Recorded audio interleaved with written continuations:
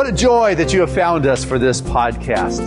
How exciting it is to think that this spiritual message is going out to people around this planet. Whether your life is working at a peak level or whether it can use some enhancement, have I got the message for you today. So get a piece of paper, get ready to take notes, call a friend, have them watch this podcast also. Then you too can have something to talk about and take it to a deeper level. So enjoy. Here we go.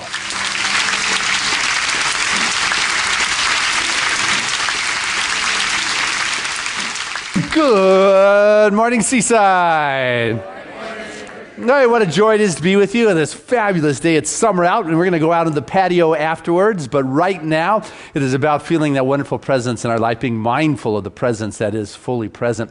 And so this morning's message is Timeless Truths for Transformation, is what I've been talking about all year, and this year it's mindfulness. Now, mindfulness has been practiced by the spiritual elders from the earliest indigenous people that walked this planet. There's nothing new about mindfulness. It has always been around. But it is about the 60s and the 70s when the Eastern philosophies became popular here in the U.S. that people began to really become aware of mindfulness and the teachings that came through the Buddhist philosophy. And people began to practice it, really chasing that spiritual high. It's like, wow, this is good. And if you could find the perfect guru that gets you in the perfect place.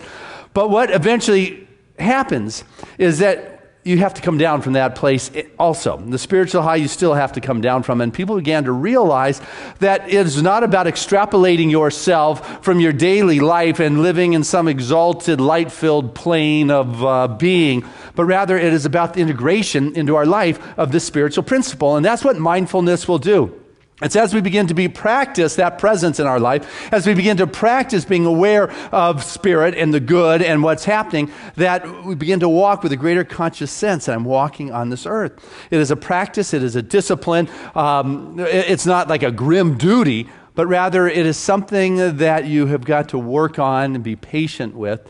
And some of the Eastern teachers don't like the word patient because patience means or sounds to them, particularly the sushi roshi, that you're waiting for something. You're waiting for something to come. And so he likes the word constancy better. It is that constant awareness. It is that constant mindfulness. It is that constant awareness of that present from moment to moment to moment to moment. Thich Nhat Hanh, who Tammy read from today, talks about being mindful in some of his books and some of his teachings. And he shares a story about when he used to be the dishwasher at the monastery. And they had a new guy come in. And so he was going to take over the dishwashing responsibilities. And Thich Nhat Hanh said to Jimmy that, now, there's two ways to wash dishes. You can wash dishes to get it done so you can move on to do what you have to do next. Or you can wash dishes to wash dishes. He said, I'll take the second one. You see, there's a profound difference between just getting a task done and being mindful about what it is you're doing. And I am washing dishes, and that is what I'm doing. I am present in this moment. I am washing dishes. Brother Lawrence was known for finding his mystical realm and experience through washing dishes. Thich Nhat Hanh says mindfulness is being able to be aware of every moment that you have going on in your life. You should tape above your bed, he says, when you wake up, or on the ceiling, the word mindful. So when you open your eyes, say, I am mindful that I'm waking up. And then I am mindful that I'm stepping out of the bed. I am mindful that I am walking on the ground. I am mindful of, and on it goes. Seems pretty heavy duty to me, but that is about being fully present. Because if you're not present in the moment, you're missing out on your life. Yeah, I mean, you think about that. If you are not present in the moment, you are missing out on your life. That's the way it goes. So what you got to do is unload the stuff you're carrying so you can be present. I had a tailor once tell me that, Christian, you want your suits to keep, you want them to hold their shape, make sure that when you take your coat off at night that you take everything out of the pockets so it holds its shape. If you leave things in the pockets, they will bend it, it will make it go out of shape, it will distort it, and it won't last as long. And I couldn't help but to think, oh my goodness, that sounds pretty spiritual. What I've got to do is empty the junk out of my mind at night. Before I hang up my coat or I hang up my consciousness for the night, I've got to dump out the stuff that is in there. So I can wake up in the morning, good to go, gassed, and off I go. How many of us are not mindful enough to realize that we picked up some stuff that we put in the pockets of consciousness through the course of our day. That's why it's valuable every day to be mindful. What did I pick up? What got thrown my way? Tom Costa, wonderful minister of religious science, was out in Palm Desert for a long time, or in Palm Springs. He tells the story about one day he was driving downtown Palm Springs, and he saw this beautiful, gorgeous, white silver cloud Rolls Royce on the side of the road with a lady on the outside, something had gone wrong with the car, and he thought it was someone from his congregation, so he pulled on over, and as he started to pull over, he realized she wasn't from his congregation. But now he was in this help the helpless mentality, so he pulled over anyway. And, he walked up to her and said, and so what's wrong? And she said, well, I'm out of gas. He said, out of gas? A Rolls Royce is out of gas? I can't even imagine such a thing. But have you ever stopped to think, have you ever actually seen a Rolls Royce in a gas station when you were at the pump? I stopped to think about it. I don't think I have, actually. But anyway, what he got out of that, here is this beautiful, elegant, handcrafted, hand tool, leather, silky, chrome sparkling in the desert, $100,000 English car, out of gas. And how in our life do we allow ourselves to get out of gas? How do we allow ourselves to get depleted and we don't go back to the pump? We don't become mindful and recharge and re-energize and revitalize and go back to spirit and have that flow through us. That we forget that we've been given this body. Think of Rolls Royce as nice. Imagine this body you got. That beats a Rolls Royce any days. God knew what it was doing when it crafted your physical specimen. He didn't stick the nose on your elbow. He didn't put the eye on your hip. He knew what he was doing. At least I can do is take care of it and recharge it when I need to. And I do that through mindfulness. I do that by becoming aware every moment that there's life, that there's spirit. There's something moving in this moment. The spirit, great song we sang. Something's moving. I've still got that going on. It was great. And when it's not working, what I've noticed is that when I'm out of gas, I'm the one who forgot to fill up my car. What I've noticed, profound research here, but whenever there's anything going wrong in my life, I'm like always there. When I have really made a blunder, what I've noticed is I'm the one who is always present. And just sometimes you need to do a checkup from the neck up so you can get yourself back in tune with spirit in your life. Now, a wonderful writer, Buddhist teachings, Jack Kornfield, great book. Bringing the Dharma Home is his latest one I've been reading. But he recounts in this book one of his first ones from the early 70s. And he was steeped in Buddhist trainings. He spent years, probably decades, in Burma, Thailand, India. And he studied with some of the great meditation masters that have their own system. And he took 12 of the most highly respected Buddha teachers who have their systems of meditation. And he said there's probably 50 or 100 out there, but he took 12. And what his book was about, was the Buddhist masters, is that their style of being mindful, which is really of vipassana meditation, some of them were diametrically different than the other one. Where one would be saying, the way to become mindful is to be mindful of your body, your breath, follow your body, work within your body. And the other one would say, it's not your body. What you would do is you become mindful of your mind, of your thoughts, of your thinking. In other words, they become mindful of your emotions. And they were so different. And what he got, or what he shared, is that all of those paths are correct. If they lead you to being recharged, regassed, if they allow you to feel the compassion and love that assists you to being present from moment to moment in your life, to being mindful as you walk through this world, as you begin to evolve and to develop, like the fruit on my fruit tree. Right now, they're still green and hard, but if I leave them alone, they will naturally ripen, become sweet, and fall off the branches.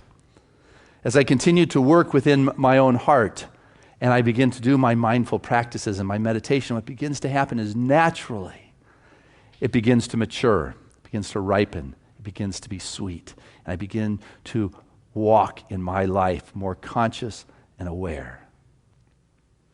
And when you are, you're more integrity with who you are. Even when other people are telling you to do it differently. I love the story about Picasso. When one of the guys said, "Hey, Picasso," probably, "Hey, Pablo," they said, "You really should be painting things that look more realistic." Can you imagine telling Picasso? And so Picasso, being kind, I guess, and said, "What do you mean?" And the guy took out of his wallet a picture of his wife and said, "Here, look at this." And he said, "Boy, she sure is small and flat, isn't she?" And it's like, what is realistic for you? What is it you see? Can you be in alignment that you know inside of who you are so correctly and so rightly that you are able to bring forth that which you are here in this world? Even when it looks different than what's going on, that you are mindful enough to know what's inside of you. There was a farmer who was selling puppies, and he put the sign out in front of his house, and it said, "Puppies for sale." And there was this 8-year-old boy who lived down across the road, and came by and said, "Hey, I'd like to buy one of your puppies." He stuck his hand in his pocket, pulled out a bunch of change, and said, "Can I buy one for 39 cents? The farmer kind of giggled and laughed, and he counted and said, "Yep, 39 cents. That's the exact amount of a puppy." And so he told his farmhand to let the puppies out of their pen. And 4 of these biggest fur balls, as cute and bouncy, came, and they were just running all around him, licking and nipping and doing just the cute puppy stuff. When the boy looked up and he saw one more coming out of the ramp from the pen, it was like the runt of the litter. It was just best he could do was hobble. There was something wrong with his back leg. He wasn't as big as the others. And the kid looked right at him, said to the farmer, "I'll take that one." And the farmer said, "Well, he's not going to be able to, run and play, like the other puppies."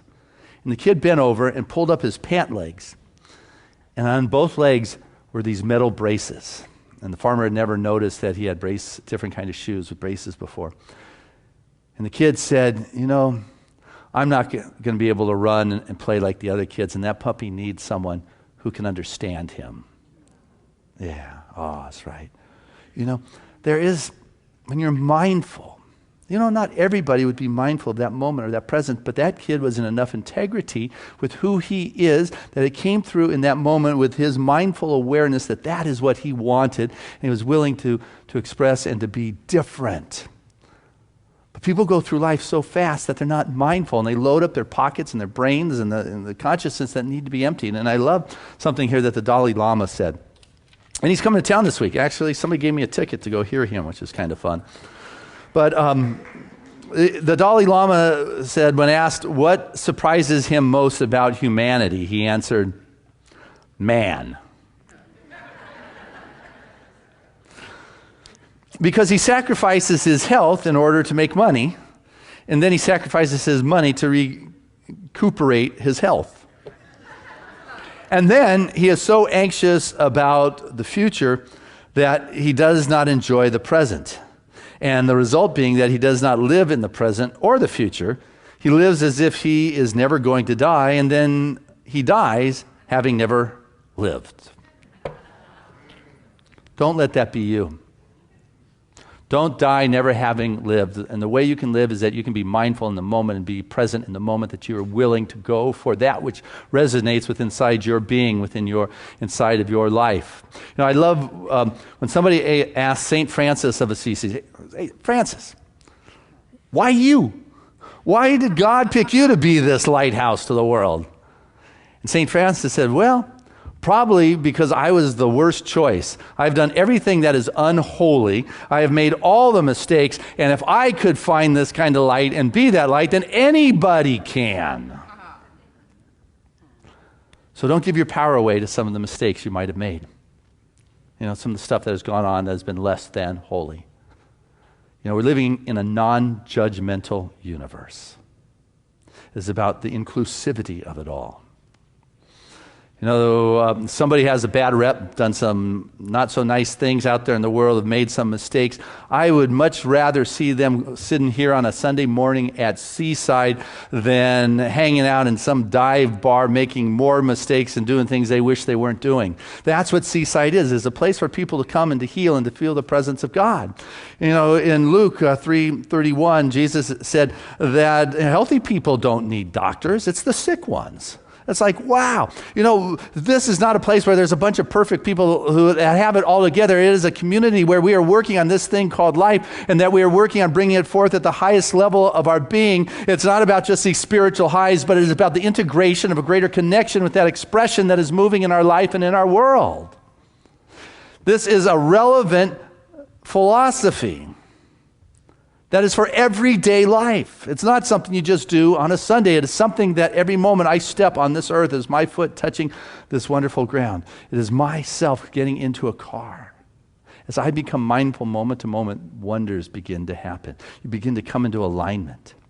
And have you ever seen one of those magicians where they put somebody like in a stand-up box, and then they cut them up and they move their head one way, and then they move their hips out the other way, and then their feet they bring out somewhere else? You ever seen one of those?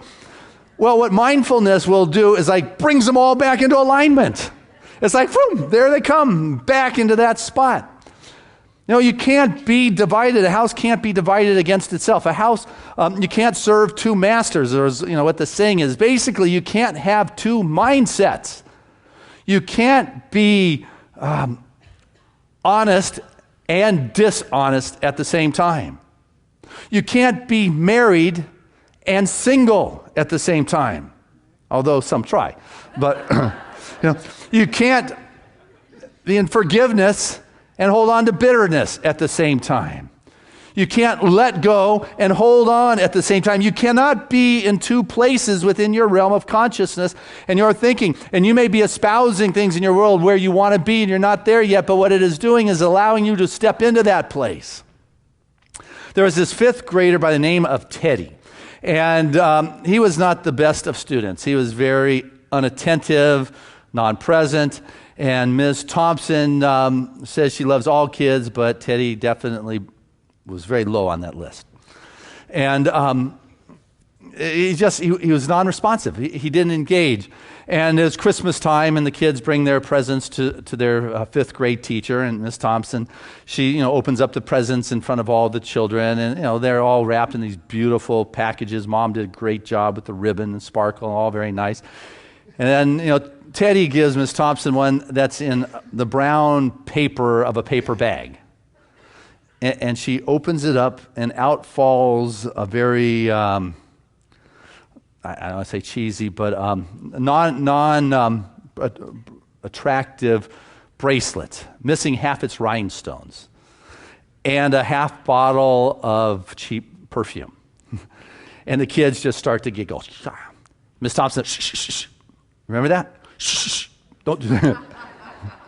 You guys did. Anyway, she put on the bracelet because she noticed what was going on. She put on the bracelet and said, boy, this is so beautiful. And she put on some of that perfume. And after class, Teddy went up to Miss Thompson and said, Miss Thompson, that bracelet was as beautiful on you as it was when my mom wore it. And with that perfume, you smell just like my mom. Well, when Teddy left, she ran to the office to look at the files. Said first grade, Teddy, very promising, bright son, challenges at home. Second grade said becoming distracted, mom very ill. Third grade, well behaved, but his mother died and just not too involved. Fourth grade, his father shows no interest in assisting him to learn. He is totally rejected.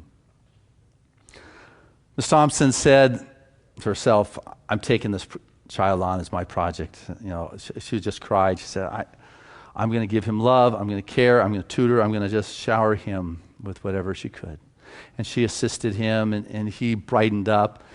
And when years later he went on to high school, she got a letter just before graduation that said, Miss Thompson, I want to thank you. I'm graduating from high school next month, second in my class. You're a blessing to me. 4 years later, she received another letter from Teddy. He said, Miss Thompson, I am so appreciative to what you gave me and helped me do. I'm graduating from college, number 1 in my class. A few years later, she gets one final letter. It says, Miss Thompson, I'm now Dr. Teddy. I've graduated from medical school, and I'm going to get married, and I'm asking if you would come to my wedding because I would like you to sit where my mom would be sitting if she was here.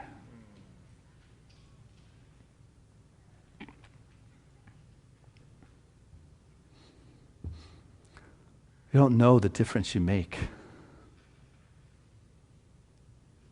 when you choose to be mindful, when you choose to be in integrity with what's going on in your soul and your spirit, and you follow that. You could be a Picasso. You could be a Miss Thompson. Best thing is that you are you. And as you are willing to do that, and not just look for those spiritual highs, but you're willing to integrate that into your daily life, amazing things begin to happen. Because spirituality is no longer about running off to Tibet or India or Egypt. Done all those, that's fun. Spirituality today is about bringing it home, about bringing it into your life, making it real and relevant. And you will watch your world transformed in all the ways that are relevant to you. God bless you in your mindful practices.